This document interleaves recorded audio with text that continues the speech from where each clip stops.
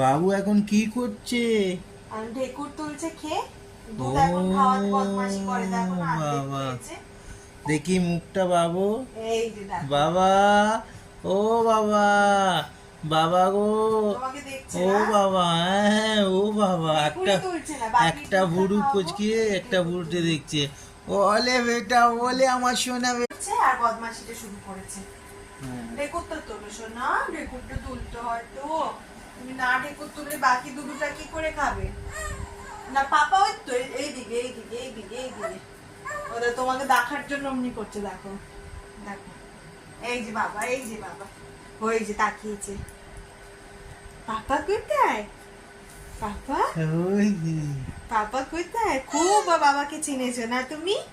হ্যাঁ হ্যাঁ হ্যাঁ, কোলে যাবে তো, বাবার কোলে যাবে। আগে দুধটা ফিনিশ করো, এখানে একটুখানি দুধ বাকি আছে, একটু